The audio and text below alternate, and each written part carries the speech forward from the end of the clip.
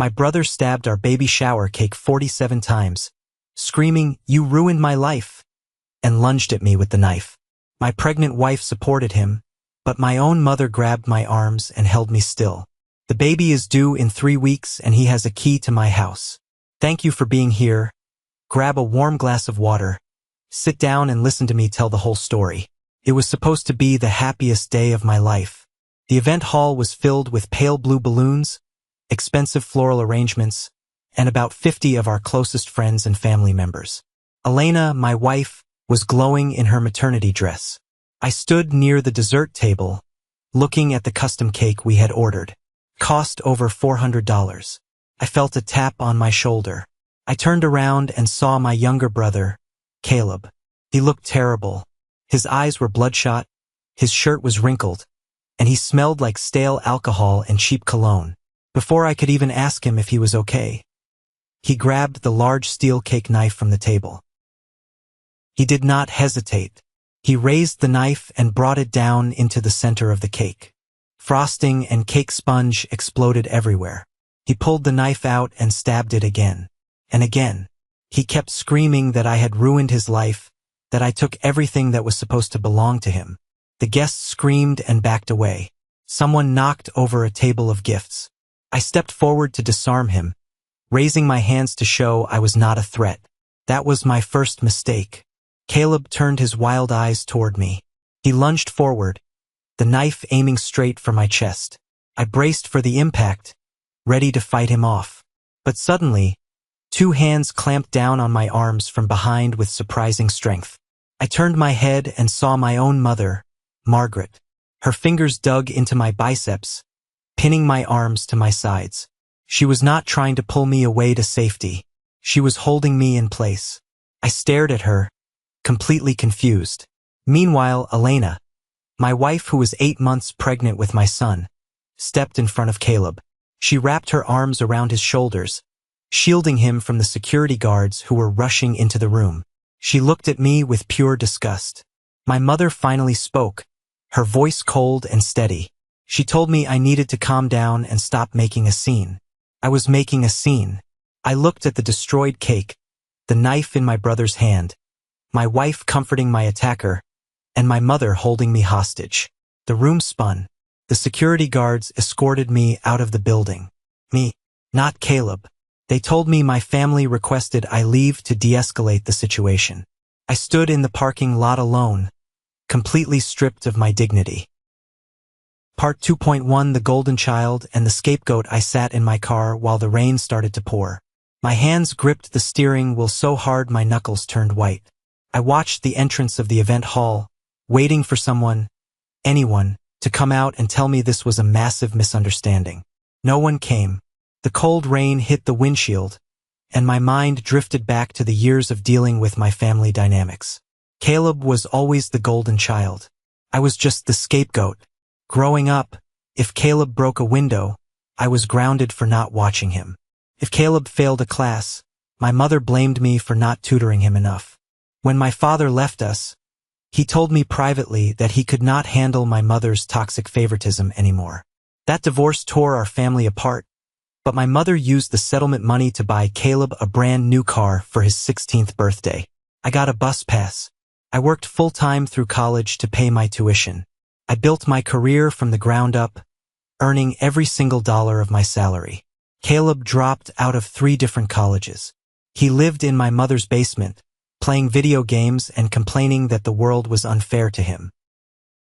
When I bought my first house, my mother demanded I give Caleb the master bedroom because he needed a comfortable space to find himself. I refused. That was the first time she called me a selfish monster. But I ignored the red flags because I wanted a family. I wanted my son to have a grandmother and an uncle.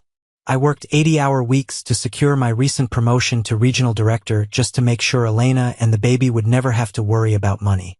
I funded the college fund for our unborn child. I did everything right.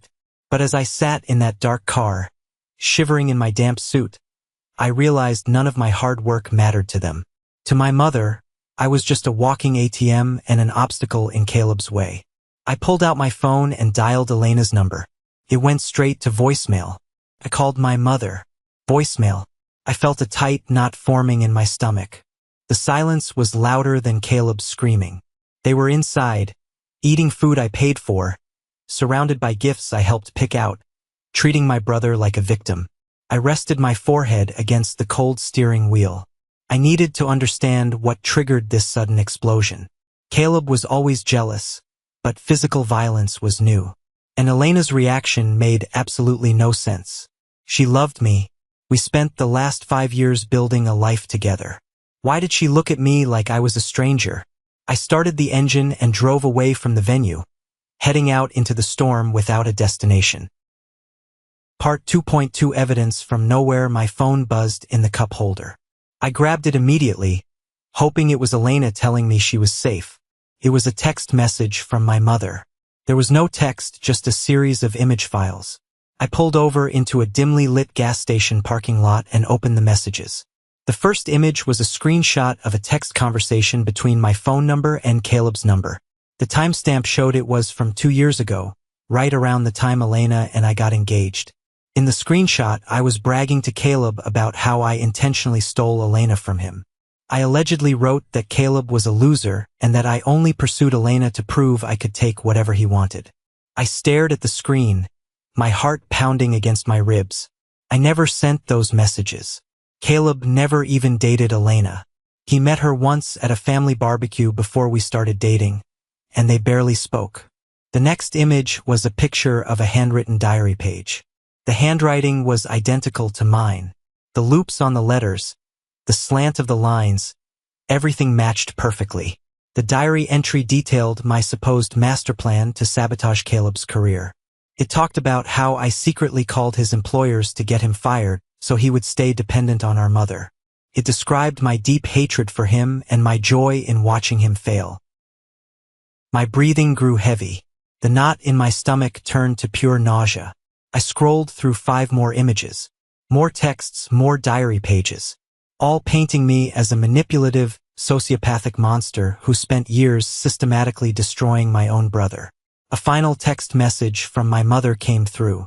It read, "We found your diary in the attic last week. Elena knows everything now. Do not come home. Caleb is staying with her to make sure she is safe from you." I locked the car doors. I felt like I was losing my mind.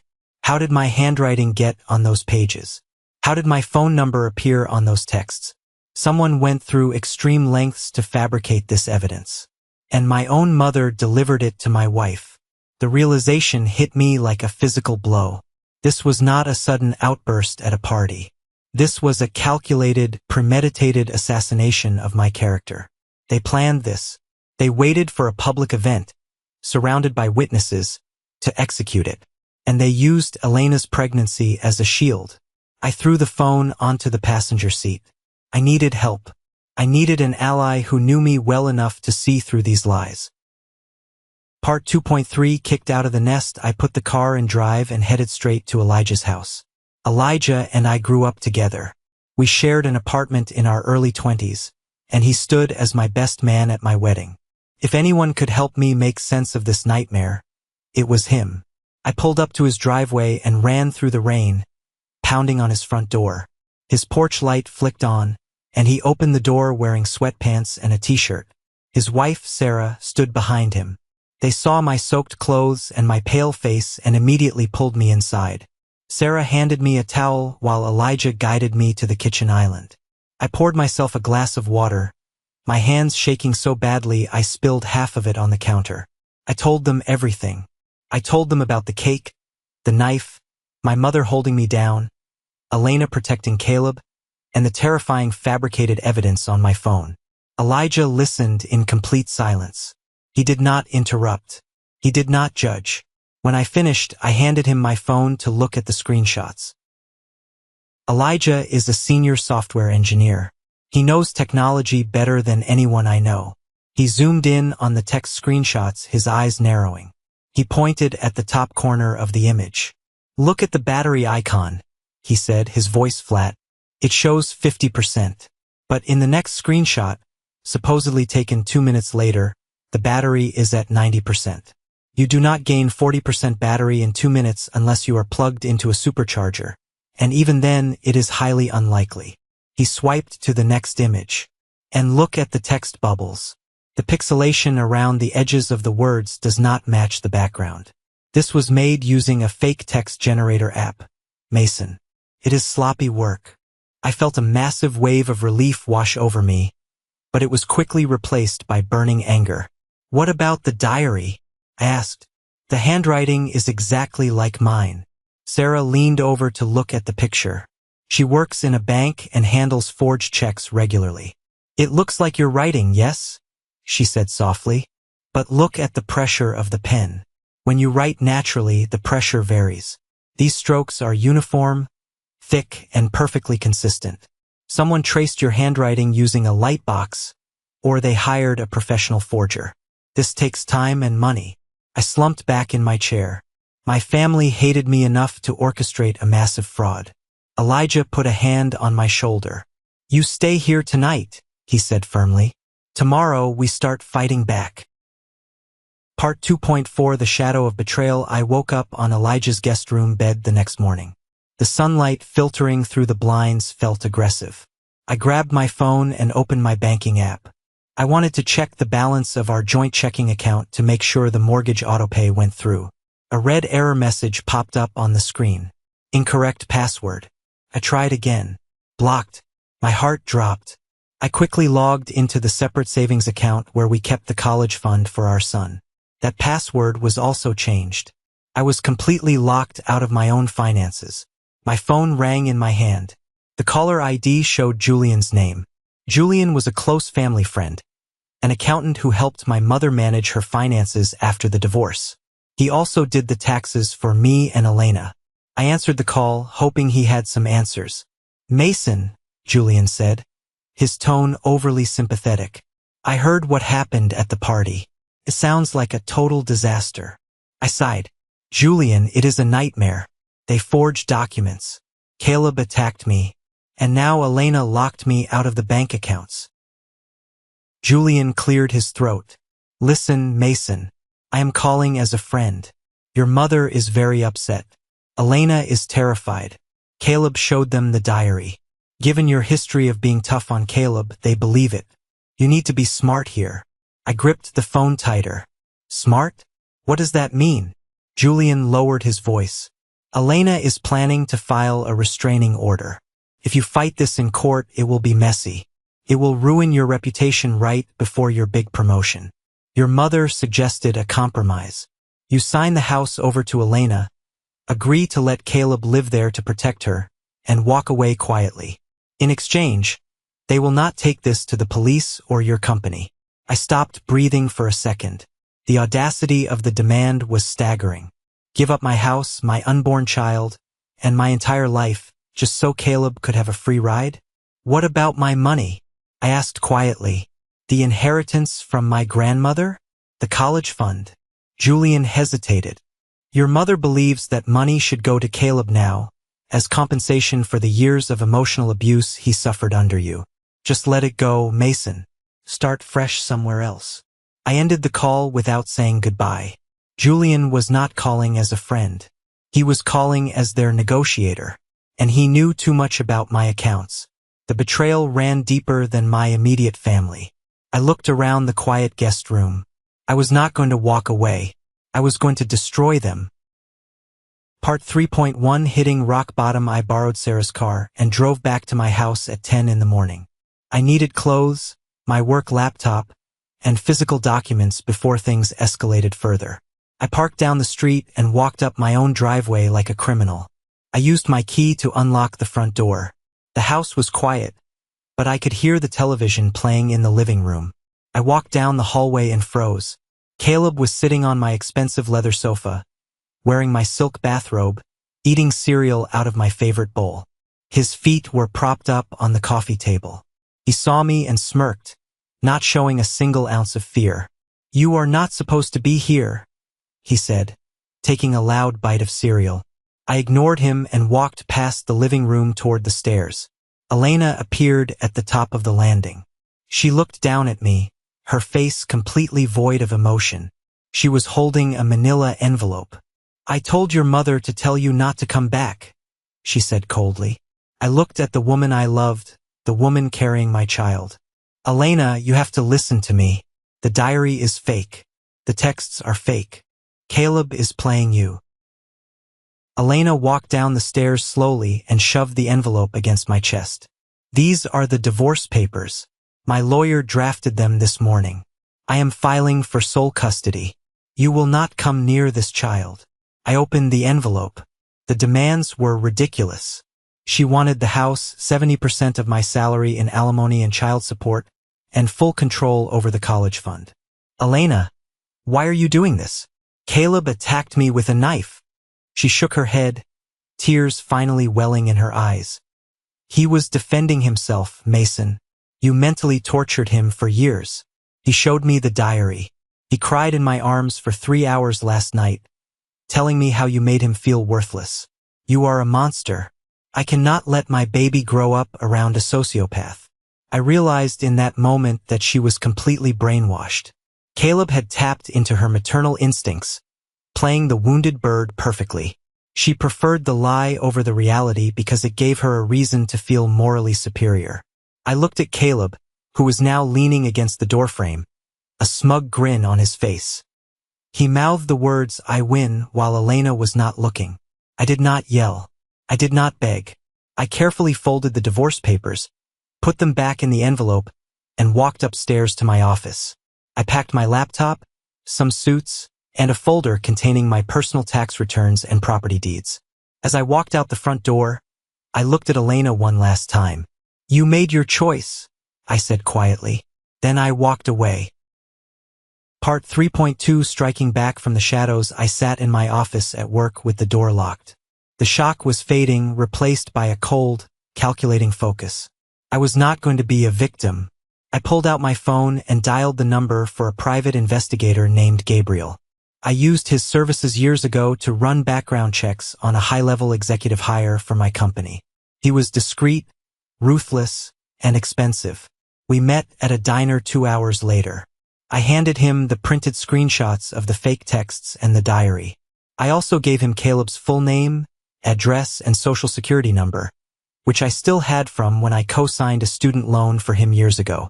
I need to know everything about my brother, I told Gabriel. Where he spends his time, who his friends are, and his financial status. Leave no stone unturned. Gabriel took the file, barely looking at it. You will have a preliminary report in 48 hours. Next, I called the local police precinct. I specifically asked for Officer Dillon, a guy I played in a weekly basketball league with. I met him at the station and filed a formal report regarding the assault at the baby shower. Officer Dillon took notes, looking concerned.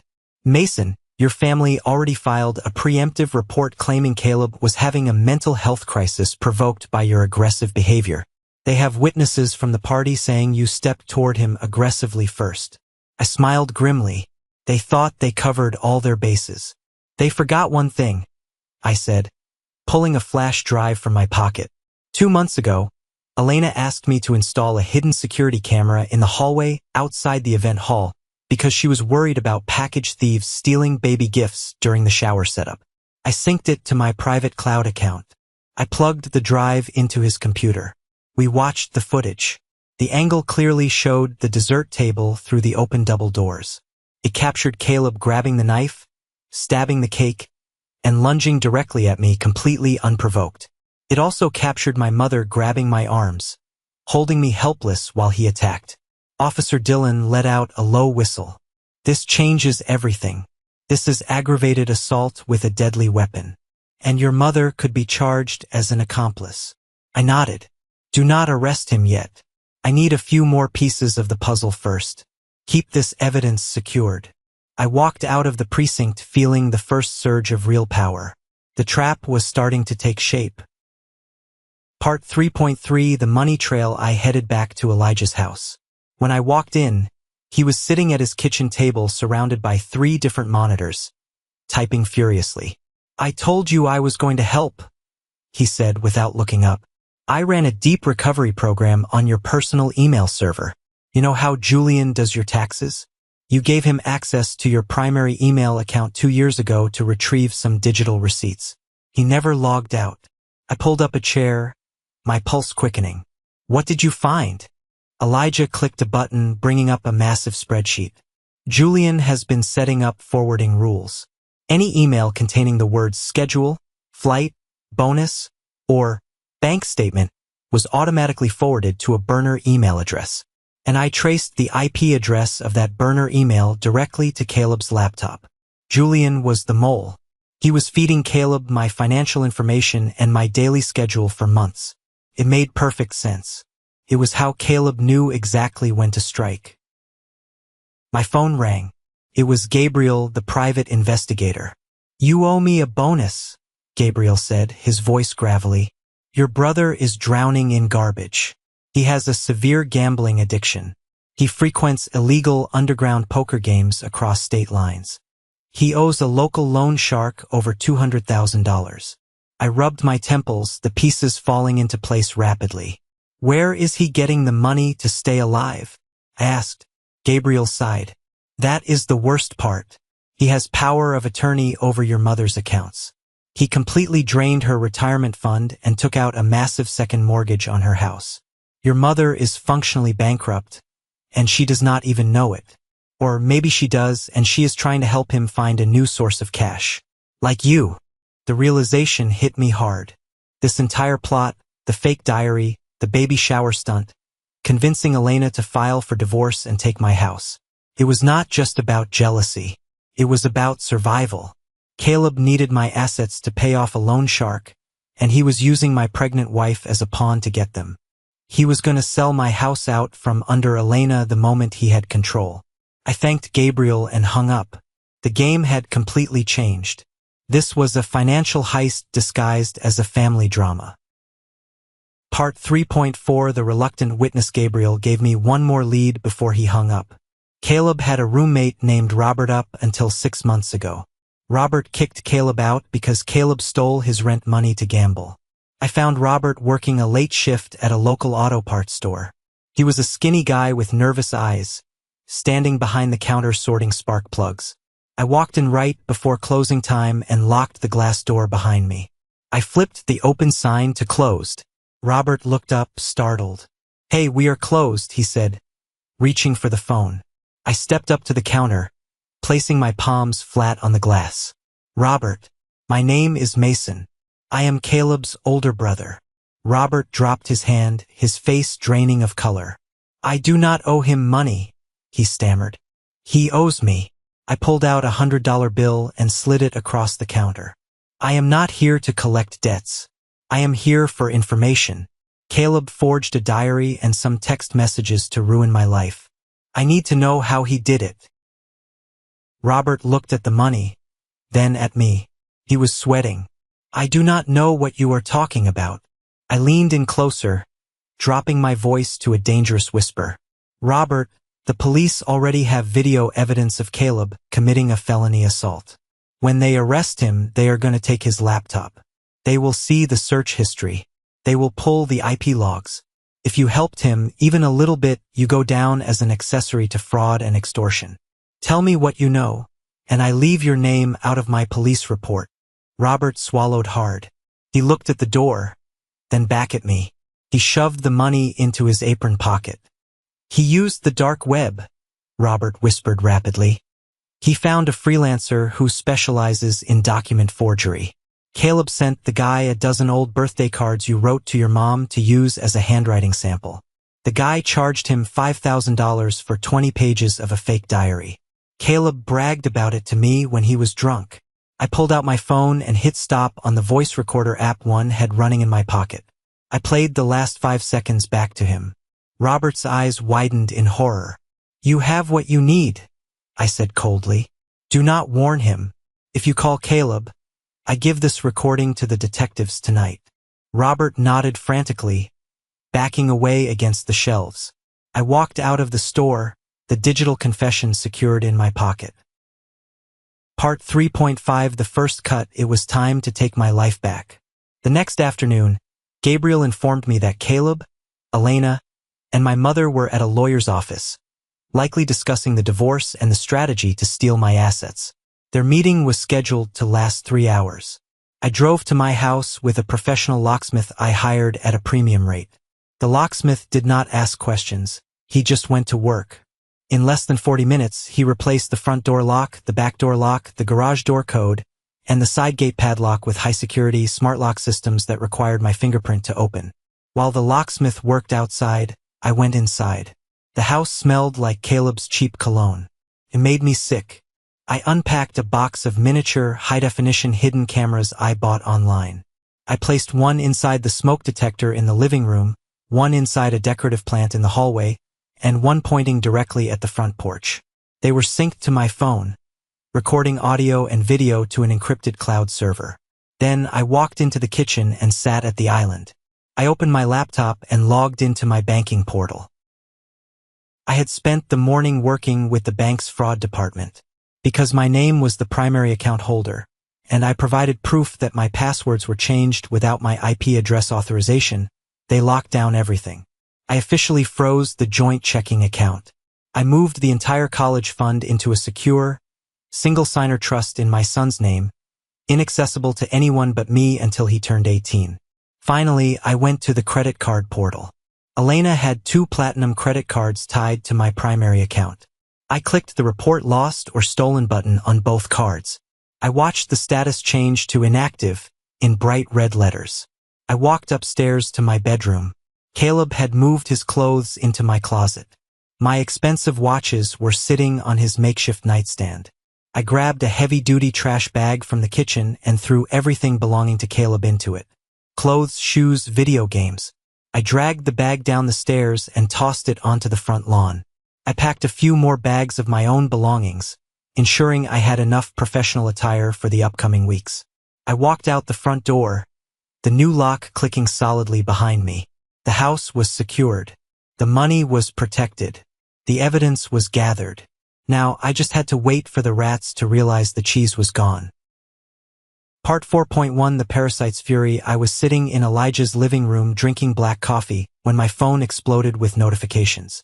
The hidden camera app alerted me to motion at the front door. I opened the live feed on my tablet. Elena, Caleb, and my mother were standing on the porch. Caleb confidently punched the old code into the garage keypad. It beeped an angry red error tone.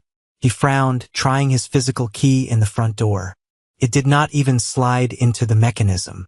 Through the camera's microphone, I heard Caleb curse loudly. "The lock is different. The key will not fit." Elena looked panicked, clutching her pregnant belly. "What do you mean? How did he change the locks? My name is on the deed too." My mother pushed past them, pounding her fists against the heavy oak door. "Mason, open this door right now. You cannot lock your pregnant wife out of her own house." I watched them scramble, their false sense of security shattering in real time. Caleb noticed the black trash bag sitting on the lawn. He ripped it open, his face turning purple with rage when he saw his belongings dumped like garbage.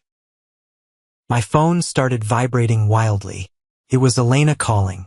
I let it ring. Then my mother called. I answered on the third ring, hitting the record button on my secondary device. "Mason, you miserable piece of trash!" my mother shrieked. "You let Elena inside right now, or I swear to God I will call the police." I kept my voice perfectly calm, leaning back in my chair. "You can call the police, mother." But Elena moved her violent, unstable brother-in-law into my home while I was gone. As the primary homeowner, I secured the premises for my own safety. Caleb snatched the phone from my mother. "Listen to me, you arrogant prick," Caleb snarled. "You are going to transfer $50,000 to my account right now, or I am giving the diary and the text messages to your CEO. I will ruin your promotion. I will make sure you never work in this industry again." I smiled, the recording capturing every word of his extortion attempt. "You do what you have to do, Caleb," I said smoothly. "But my credit cards are frozen, the bank accounts are locked, and the house is off limits. Have a great evening." I hung up the phone. I watched the camera feed as Caleb screamed in frustration and kicked the trash bag, scattering his clothes across the lawn. The parasites were starving, and desperate people make stupid mistakes. Part 4.2 Setting the stage. The final act was approaching rapidly. My company's annual gala was scheduled for Friday night, just 2 days away. It was the most important corporate event of the year. Hundreds of employees, stakeholders, and industry leaders would be in attendance at the downtown Grand Hotel. This was the night our CEO, Mr. Carter, was officially announcing my promotion to regional director. Mr. Carter is an old-school, strictly professional man who values integrity above all else. A public scandal involving domestic abuse and mental cruelty would guarantee my immediate termination. I knew Caleb and my mother would try to crash the gala. Caleb was desperate for the $50,000 to pay off his loan shark, and blackmail was his only remaining weapon. Julian, the mole, still worked for my company in the finance department. I knew Julian would provide them with the event schedule, the security layout, and VIP access passes. Instead of trying to stop them, I prepared a special welcome. I requested an emergency, private meeting with Mr. Carter on Thursday morning. I walked into his massive corner office and sat across his mahogany desk. I did not waste his time. I laid everything out. I showed him the forged texts, the fake diary, the police report for the assault, the hidden camera footage of the stabbing, the audio recording of Caleb's blackmail attempt, and the IT logs proving Julian was stealing corporate data to feed my brother. Mr. Carter reviewed the evidence in absolute silence. The only sound in the room was the ticking of his antique grandfather clock. When he finished, he took off his reading glasses and looked at me, his expression unreadable. "Mason," he said, his voice deep and authoritative. "This is a severe breach of your personal life bleeding into my company. Julian's involvement makes it a corporate security issue." I nodded respectfully. "I agree, sir. That is why I am bringing it to you before the gala. They plan to cause a scene tomorrow night to force my resignation or extort money.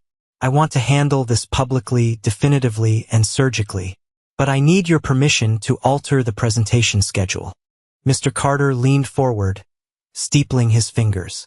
He hated drama, but he hated blackmailers and thieves even more. "What exactly do you have in mind?" he asked.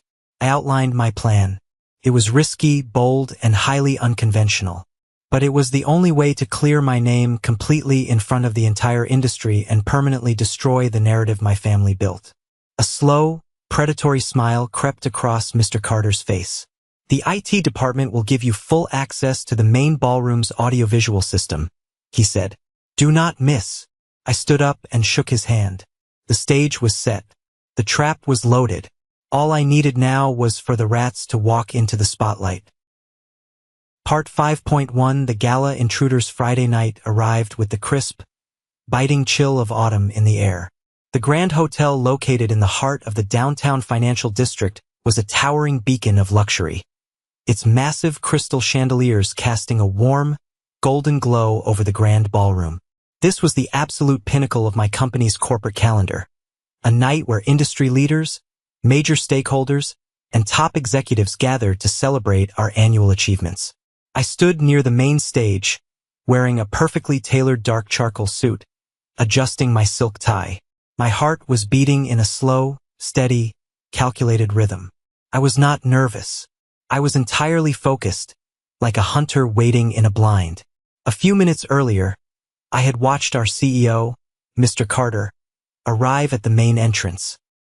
He tossed the keys of his immaculate silver Porsche 911 to the valet, adjusted his starched cuffs, and gave me a firm, knowing nod as he entered the lobby. He knew exactly what was coming. The room hummed with the sound of clinking champagne glasses and light jazz playing from a live band situated in the far corner. Mr. Carter stepped up to the mahogany podium, tapping the microphone twice to get everyone's attention. The room immediately fell into a respectful silence. He began his speech, talking about the company's record-breaking quarterly profits, the resilience of our workforce, and the critical importance of steady, reliable leadership in turbulent markets. He was just about to announce my highly anticipated promotion to regional director when the heavy, carved oak doors at the back of the ballroom slammed open. The sound echoed like a gunshot in a cathedral. Every head in the room turned instantly. There they were, Caleb, my mother, and Elena. They marched down the center aisle, their faces flushed with rehearsed, righteous indignation. Caleb was gripping a thick stack of papers in his right hand, his knuckles white. My mother looked around the room, her chin raised high, playing the role of the deeply concerned, heartbroken matriarch with Oscar-worthy precision. Elena trailed slightly behind them, holding her 8-month pregnant belly, tears already streaming down her face, ruining her makeup. The event security guards stationed at the door moved quickly to intercept them, reaching for their radios. But Mr. Carter simply raised his right hand, giving a subtle, sharp gesture signaling the guards to stand down. He looked at me. I gave him a slow nod. We were letting them dig their own graves in front of 300 witnesses. Caleb walked straight toward the front of the room, completely ignoring the shocked whispers and gasps of the powerful people surrounding him. He bypassed the side stairs and stepped aggressively onto the lower tier of the stage, pointing a trembling finger directly at my chest. He snatched a spare microphone from a stand nearby, his breathing heavy and erratic through the speakers. "Listen to me." Caleb's voice blasted through the massive sound system, raw and desperately loud. "This man is a complete fraud. You are all standing here in your expensive suits, ready to celebrate Mason, but you have no idea who he really is. He is a violent, manipulative sociopath who has spent his entire life abusing his own family." The silence in the room was heavier than a concrete vault. Executives exchanged horrified, confused glances. High-profile investors lowered their drinks, their expressions turning to stone. Caleb turned his attention to Mr. Carter, waving the stack of papers wildly in the air. He forged documents to try and steal my inheritance. He mentally tortured me for years behind closed doors. He threw his pregnant wife out onto the street with absolutely nothing. I have his personal diary right here. I have text messages proving he is a monster. He does not deserve this promotion. He deserves to be rotting in a prison cell. My mother stepped forward into the spotlight, putting a dramatic hand over her heart. "It breaks a mother's heart to stand here and say this," she cried out, her voice pitching perfectly to maximize sympathy from the crowd. "But my oldest son is dangerous. He attacked Caleb just a few days ago at a family baby shower. He is unstable. We are here tonight to protect the reputation of this fine company before he destroys you too." Elena stood a few feet away, sobbing audibly for the crowd. "He locked me out of my own bank accounts," she wailed, leaning heavily against a cocktail table as if her legs could no longer support her. "He took the money we saved for our baby. He cut off my credit cards. He is trying to starve us out to force me into a divorce on his terms." The crowd was completely stunned by the sheer magnitude of the accusations. A few people near the front row looked at me with outright disgust, shifting their weight away from the stage. Caleb stood tall, his chest puffed out, a triumphant smirk flashing across his face for a fraction of a second. He actually thought he had won. He thought he had completely humiliated me, destroyed my career, and forced my hand in front of the people I respected most. He thought I would crumble under the pressure, beg for mercy, and write him a massive check from my salary to make the public scandal disappear. I slowly unbuttoned my suit jacket, let out a deep, calming breath, and stepped up to the microphone next to Mr. Carter. I did not look angry. I did not look scared. I looked directly into Caleb's eyes and smiled. "Part 5.2 The Historic Reversal. Are you quite finished?" I asked, my voice calm, projecting clearly across the massive ballroom without a single tremor. Caleb blinked hard, momentarily thrown off by my complete lack of panic. I turned my attention to the AV technician sitting in the control booth at the elevated back of the room. "Mark, switch the main feed to input 2, please." The ambient lights in the ballroom dimmed slightly. The massive 20-foot LED presentation screen behind the stage flickered. Instead of the polished corporate logo, crystal clear, high-definition video footage filled the screen. It was the hidden camera from the hallway of the event venue. The entire ballroom watched in dead, captivated silence as the scene from the baby shower played out in full color. They saw me standing peacefully near the dessert table, holding a small paper plate. They saw Caleb, looking completely deranged, march up to the table and grab the massive steel cake knife. They watched the expensive cake explode under his violent, repetitive stabs. A collective, horrified gasp rippled through the crowd of executives. But the video was far from over. The footage clearly showed Caleb turning and lunging at me, the blade aimed directly at my chest, completely unprovoked. It showed my mother, the woman who had just claimed to the room that I was dangerous, stepping up behind me. It showed her grabbing my arms, pinning me down so her youngest son could continue his assault. And it showed Elena stepping in, not to protect her husband, but to comfort the man holding the weapon. Caleb dropped the papers he was holding. They scattered across the carpet like dead leaves. His face drained of all color, turning a sickly, pale white. "That is doctored," he stammered into his microphone. But his voice cracked, lacking all the confidence he had 3 minutes prior. "Keep watching," I said coldly. The video faded out, replaced by a series of high-resolution images. It was the text messages Caleb had brought as evidence, displayed side by side on the giant screen. Next to them appeared the forensic analysis report created by Elijah. Massive red circles highlighted the impossible battery percentage jumps from 50 to 90% in 2 minutes. The screen zoomed in on the mismatched pixelation of the fake text generator app. "You claimed I sent those texts to torment you," I said to the silent crowd. "But digital forensics prove they were created on a cheap, third-party mobile app less than a week ago, originating from an IP address registered to your laptop." Next, the screen switched to a photograph of the forged diary pages alongside Caleb's deleted search history, which Gabriel, the private investigator, had managed to pull from Caleb's internet service provider. The search query was displayed in massive, bold letters for everyone to read: "How to hire a document forger on the dark web." Then the audio file started playing. It was Robert, Caleb's former roommate, his terrified voice echoing through the ballroom speakers. He used the dark web. He sent the guy a dozen old birthday cards to use as a handwriting sample. The guy charged him $5,000 for 20 pages of a fake diary. Caleb bragged about it to me when he was drunk. The atmosphere in the room shifted instantly. The initial shock turned into a thick, suffocating hostility directed entirely at my family. The executives were no longer confused or sympathetic. They were furious at being dragged into this pathetic criminal extortion attempt. My mother stumbled backward, her hand dropping from her chest. Her dramatic facade shattered completely, replaced by the panicked, wide-eyed look of a cornered animal. She looked around the room, seeing the glaring eyes of wealthy, powerful people who now knew exactly what kind of monster she was. "You see," I addressed the room, my voice steady, carrying an absolute authority. "My brother did not come here tonight to expose a truth. He came here because he has a severe, crippling gambling addiction. He frequents illegal poker games across state lines, and he currently owes a violent local loan shark over $200,000. I turned my body to face Caleb directly. The smirk was completely gone. He looked incredibly small, terrified, and violently shaking.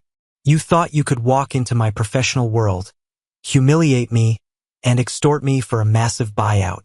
You thought I would hand over my hard-earned salary and the deed to my home to save my corporate reputation." Elena was staring at the massive screen, her mouth hanging open. She looked at the police report flashing on the screen, detailing Caleb's massive debts and history of underground gambling. She looked at Caleb, who was unable to make eye contact with anyone. Her hands trembled violently as she realized the absolute depth of the lies she had blindly accepted. But the show was not over. I had one final card to play, the one that would ensure this toxic family structure was burned to the ground permanently, leaving nothing but ashes. "But the absolute worst part of this entire scheme," I continued, my voice dropping an octave, carrying a lethal weight, "is that you did not act alone. Did you, Caleb?" Part 5.3 The Mother's Dirty Secret. I signaled Mark in the AV booth one last time. "Play the final audio file." This was the holy grail of Gabriel's investigation. He had spent hours digging through digital trash, finally recovering a deleted voicemail from a burner phone Caleb used 6 months ago. The audio crackled over the high-end sound system. Caleb's voice filled the room, but he was not yelling aggressively this time. He was crying, a pathetic, high-pitched sobbing that echoed terribly in the grand space. "Mom! Mom, you have to help me!" the recorded Caleb begged, his voice thick with panic. "The bookie said he is going to break my legs. I lost it. I lost the retirement money. All of it. The bank is going to foreclose on your house if you miss the next payment. I am so sorry, Mom. I am a dead man." A few seconds of dead static followed. Then, my mother's voice played, crisp, clear, and horrifyingly calm. "Caleb, honey, stop crying. Do not panic. We will fix this. We just need a large lump sum. We will get Mason to sign over his house. It has enough equity to cover your debt and save my home." "He will never give me his house, Mom," Caleb wailed on the recording. "He will if he has no choice," my mother's recorded voice replied smoothly, sending a visible chill down the spines of several people in the front row. "We will use Elena. She is pregnant and highly emotional. I will start planting seeds that Mason is unstable and controlling. You get the fake documents ready. Once Elena kicks him out, we force him into a divorce settlement to keep things quiet. I will not let my baby boy get hurt by those thugs. Mason can afford to lose a house. You cannot." The audio cut off. The ballroom was so quiet you could hear the ice melting in the cocktail glasses at the bar. I looked at my mother. Her face was contorted in sheer, unadulterated terror. She opened her mouth to speak, to spin another desperate lie, but nothing came out. The definitive, undeniable proof of her absolute moral bankruptcy hung in the air. She had knowingly and willfully sacrificed my marriage, my home, and my unborn child's entire future just to cover up a felony committed by her favorite son. I turned my gaze to Elena. Her legs finally gave out. She collapsed onto her knees right there on the expensive hotel carpet. She wrapped her arms around her stomach, sobbing hysterically. But these were not the fake, manipulative tears she had cried 10 minutes ago for the crowd. These were the agonizing, soul-crushing sobs of a woman realizing she had thrown away a devoted husband and a perfect life for a pair of con artists. She looked up at my mother, her face twisted in pure betrayal and rage. "You knew!" Elena screamed, her voice cracking, completely forgetting where she was. "You knew he was a gambling addict? You set my husband up?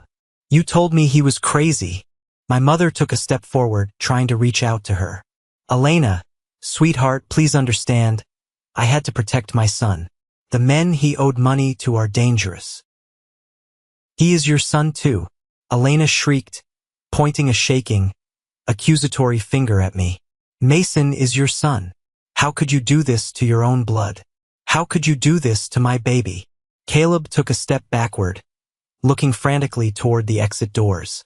The realization of what he had done, and the fact that there was absolutely no escaping it now, finally crushed him. He dropped the microphone. It hit the wooden floor of the stage with a loud, painful feedback screech that made half the room wince and cover their ears. He turned and tried to run. He shoved past a terrified waiter, knocking a silver tray of champagne flutes to the floor, sprinting for the heavy oak doors at the back of the ballroom. But he did not make it. The heavy doors swung inward before he could even push them. Standing in the threshold, completely blocking the exit, was Officer Dillon, flanked by two other heavily armed, uniformed police officers. They stepped into the ballroom, their faces strictly business, their hands resting near their duty belts. "Caleb," Officer Dillon said, his voice booming over the remaining chaos in the room. "Do not take another step." The trap had snapped completely shut. There was no more running, no more lying, no more hiding behind my mother's skirts. The golden child was finally facing the real world, and the real world was completely unforgiving. Part 5.4 The Final Punishment. Officer Dillon grabbed Caleb by the shoulder, spinning him around forcefully and slamming him face first against the heavy wooden door. The sharp, metallic click of the handcuffs echoed through the silent ballroom.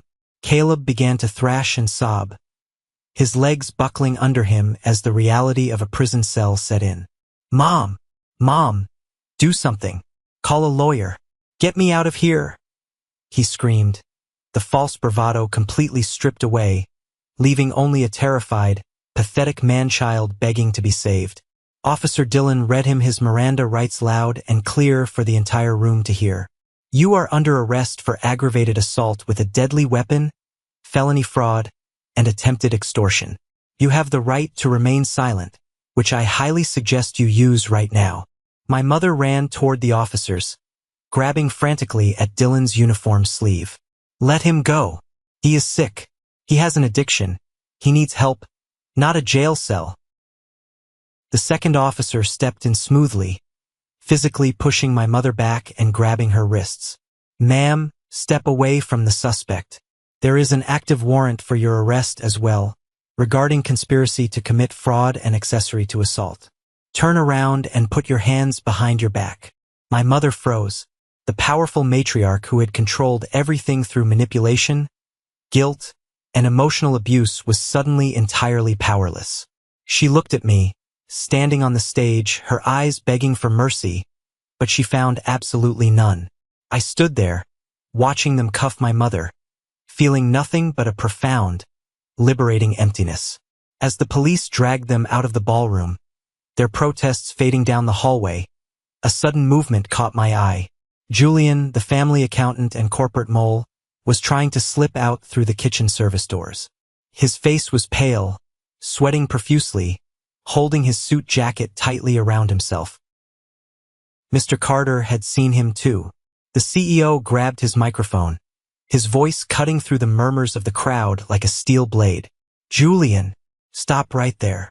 Julian froze in his tracks, turning around slowly like a deer caught in headlights. The entire room focused on him. "Security, escort this man to his desk so he can collect his personal items," Mr. Carter ordered, his tone at absolute zero. "Julian, you are fired immediately for corporate espionage and data theft. The legal department will be contacting you regarding the massive civil lawsuit we are filing against you on Monday morning. Get out of my sight." Julian lowered his head, utterly humiliated in front of his peers and colleagues, and let the security guards march him out the side exit. The ballroom was finally clear of the parasites. The silence was heavy, but the suffocating tension had broken. I stepped down from the stage and began walking toward the exit. I needed fresh air. I needed a moment to breathe after holding my breath for what felt like an eternity. As I passed the center aisle, a hand grabbed my suit sleeve tightly. It was Elena. She was still on the floor, her expensive maternity dress wrinkled, her makeup completely ruined, looking up at me with desperate, bloodshot eyes. Mason, please," she choked out, her voice trembling violently. "I am so sorry. I was blind. They manipulated me. I was just trying to protect the baby. Please, Mason, let's go home. We can fix this. I love you." I looked down at the woman who had handed me divorce papers less than a week ago. The woman who had demanded my house and a massive chunk of my salary based on lies she chose to believe because it was easier than confronting the truth. I felt a pang of deep sorrow for the family I thought I was going to have, but the love I once felt for her was completely dead, burned away by the acid of her betrayal. I gently but firmly peeled her fingers off my sleeve. "There is no home for us anymore, Elena," I said quietly, ensuring only she could hear me. "You didn't protect the baby. You allied with a violent gambling addict and tried to leave me with absolutely nothing. Have your lawyer call mine on Monday."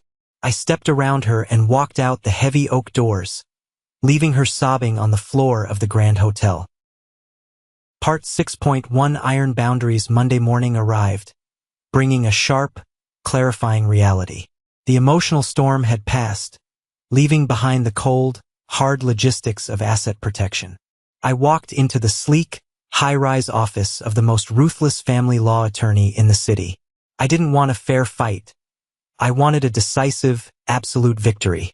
I handed my lawyer the flash drive containing the hidden camera footage, the audio recordings, and the official police reports detailing Caleb's arrest and my mother's complicity. We drafted the divorce papers immediately, leaving zero room for negotiation. At 2 p.m., Elena and her lawyer arrived at our glass-walled conference room. Elena looked completely exhausted. The radiant glow of pregnancy was entirely gone, replaced by dark, heavy circles under her eyes and a posture of total defeat. Her lawyer, a man in a cheap suit who clearly thought this was going to be a standard, easy settlement where the husband rolls over, started talking aggressively the moment he sat down. My client is carrying Mr. Mason's child.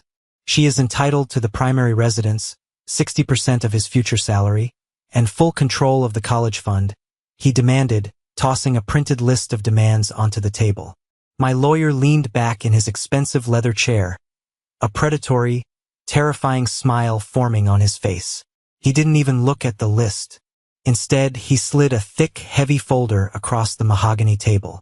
Your client is entitled to absolutely nothing, my lawyer countered smoothly. In this folder is undeniable, legally admissible evidence that your client actively conspired with a known felon to extort my client. We have video of her comforting her brother-in-law mere moments after he attempted to stab my client with a deadly weapon.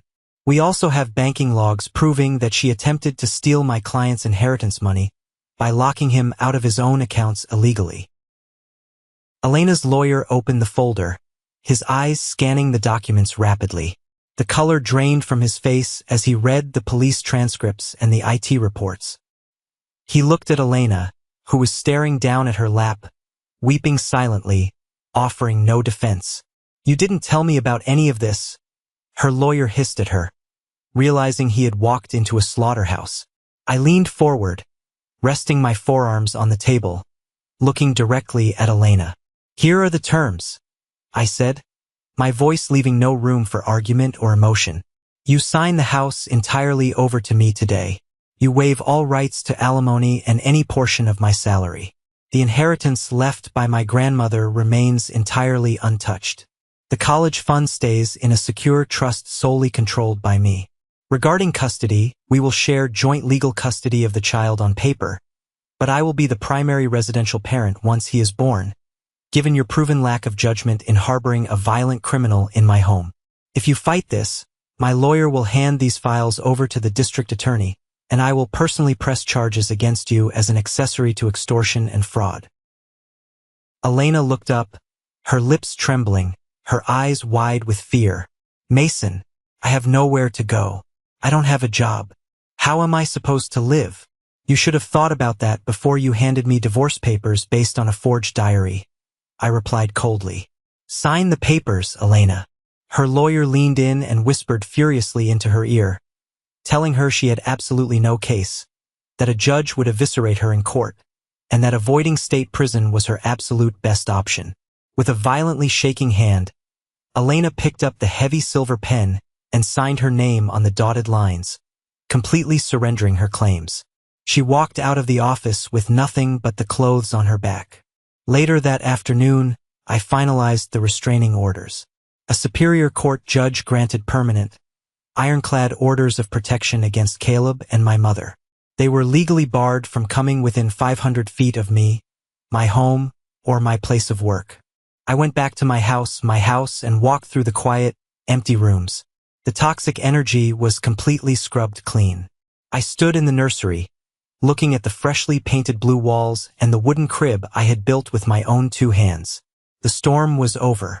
I had protected my son's future, secured my assets, and excised the cancer from my life. It was time to start over. Part 7.1 Rebuilding the Empire 1 year later. The crisp autumn air felt entirely different this time. It didn't carry the scent of betrayal or impending disaster. It felt like pure, unadulterated freedom. I pulled into the wide, freshly paved driveway of my home, the twin-turbo engine of my new, deep sapphire blue Porsche Panamera purring smoothly before I cut the ignition. I stepped out of the car, adjusting the cuffs of my bespoke suit. The promotion to regional director had come through the Monday following the gala, exactly as Mr. Carter had promised. With the toxic dead weight of my family finally gone, my career had absolutely skyrocketed. My salary had doubled, allowing me to invest heavily in real estate and secure a financial future I had only dreamed of as a broke kid taking the city bus. I walked up the front steps, and the heavy oak front door swung open before I could even reach into my pocket for my keys. Standing there was my dad, David. He was holding my 10-month-old son, Wyatt, securely in his arms. Wyatt giggled, his face lighting up, reaching his chubby little hands out toward me. I dropped my leather briefcase on the porch and took my son, burying my face in his soft neck, inhaling the sweet, comforting scent of baby lotion. My dad patted my shoulder. "Rough day at the corporate office, boss?" he asked with a warm, genuine smile. "Never a rough day when I get to come home to this," I replied, bouncing Wyatt on my hip. When the truth about the gala exploded in the media and through the family grapevine, word reached my dad down in Florida. He had booked a flight and flown up immediately. We spent long, quiet nights talking on the back porch, drinking beers, and unpacking years of deep trauma caused by my mother's manipulation. He apologized for leaving me behind with her, explaining how she used the legal system to push him away, and I finally forgave him. He moved into the guest room permanently to help me raise Wyatt. Having a real father figure around, not just for Wyatt but for me, was the ultimate healing process I never knew I needed. We walked into the bright, renovated kitchen. Elijah and Sarah were sitting at the massive granite island, eating pizza they had just ordered from our favorite local spot. Elijah raised a slice in greeting. "I upgraded the firewall on your home network today," he announced proudly. "Military-grade encryption. No one is getting into your digital life ever again." "Thanks, brother," I smiled, grabbing a slice of pepperoni. This was my real family, a house filled with laughter, loyalty, and absolute, unwavering trust. We didn't share the exact same bloodline, but we shared the same core values. I looked around the room, feeling a deep, profound sense of gratitude. I had built an empire, not just of wealth and career success, but of genuine peace. Every single night, I went to sleep knowing my son was safe. His college fund was growing exponentially in a protected trust, and his future was shielded from the chaos I grew up in. Part 7.2 The Ruins of Lies. As for the architects of that chaos, the universe has a very efficient, ruthless way of balancing the scales of justice. Caleb's criminal trial was short, highly publicized locally, and brutal.